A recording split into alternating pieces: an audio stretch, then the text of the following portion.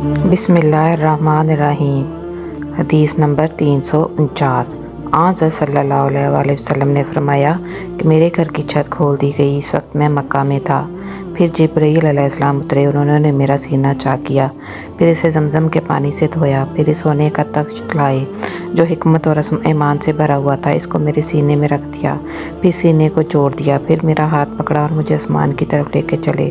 جب میں پہلے آسمان پر پہنچا تو جبرائیل علیہ السلام نے آسمان کے دروازے سے کہا، کھولو۔ اس نے پوچھا، آپ کون ہیں؟ جواب دیا، جبرائیل۔ پھر انہوں نے پوچھا کہ آپ کے ساتھ کوئی اور بھی ہے؟ جواب دیا، ہاں، میرے ساتھ محمد صلی اللہ علیہ وآلہ وسلم ہے۔ انہوں نے پوچھا کہ کیا ان کے بلانے کے لیے آپ کو بھیجا گیا تھا؟ کہا، جی ہاں۔ پھر جب انہوں نے دروازہ کھولا تو پہلے آسمان پر چڑھ گئے۔ وہاں ہم نے ایک شخص کو بیٹھے ہوئے دیکھا۔ ان کے داہنی طرف کچھ لوگوں کے جھنڈ تھے اور کچھ جھنڈ بائیں طرف تھے۔ جب وہ اپنی دائیں طرف دیکھتے تو مسکراتے اور جب بائیں طرف دیکھتے تو روتے۔ انہوں نے مجھے دیکھ کر فرمایا، او اچھے آئے ہو، صالح نبی اور صالح بیٹے۔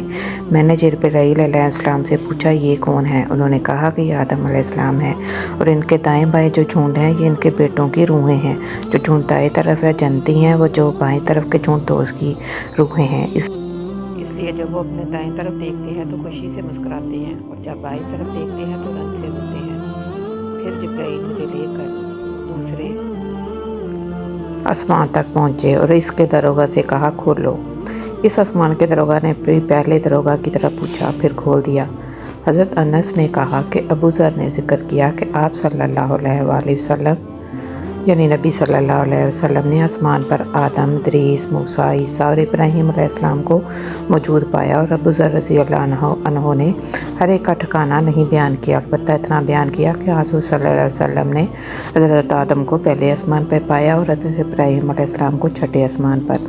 انس نے بیان کیا کہ جب جبرائیل علیہ السلام نبی کریم صلی اللہ علیہ وآلہ وسلم کے ساتھ ادریس علیہ السلام پر گزرے تو انہوں نے فرمایا کہ وہ اچھے آئے ہو، صالح نبی اور صالح بھائی۔ میں نے پوچھا، یہ کون ہے؟ جواب دیا، یہ ادریس علیہ السلام ہے۔ پھر موسیٰ علیہ السلام تک پہنچا۔ انہوں نے فرمایا، او اچھے آئے ہو، صالح نبی اور صالح بھائی۔ میں نے پوچھا، یہ کون ہے؟ جبرائیل علیہ السلام نے بتایا کہ یہ موسیٰ علیہ السلام ہے۔ پھر میں عیسیٰ علیہ السلام تک پہنچا۔ انہوں نے کہا، او اچھے آئے ہو، صالح نبی اور صالح بھائی۔ میں نے پوچھا، یہ کون ہے؟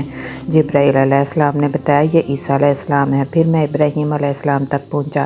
انہوں نے فرمایا، او اچھے آئے ہو، صالح نبی اور صالح بیٹے۔ میں نے پوچھا، یہ کون ہے؟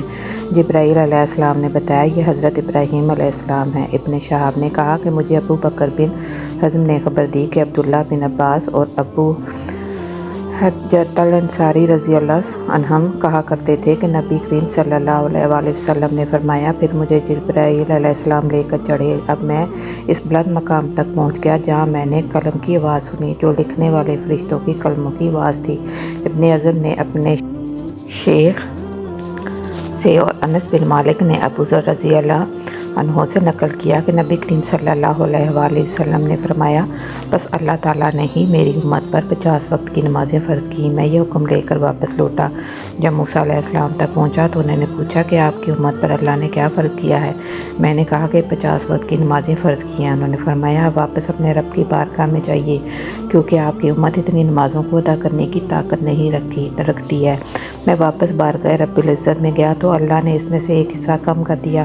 پھر موسیٰ علیہ السلام کے پاس آیا اور کہا کہ ایک حصہ کم کر دیا گیا ہے۔ انہوں نے کہا، دوبارہ جائیے، کیونکہ آپ کی امت میں اس کے برداشت کی بھی طاقت نہیں ہے۔ پھر میں بارگاہ رب العزت میں حاضر ہوا، پھر ایک حصہ کم ہوا۔ جب موسیٰ علیہ السلام کے پاس پہنچا تو انہوں نے فرمایا کہ اپنے رب کی بارگاہ میں پھر جائیے، کیونکہ آپ کی امت اس کو بھی برداشت نہ کر سکے گی۔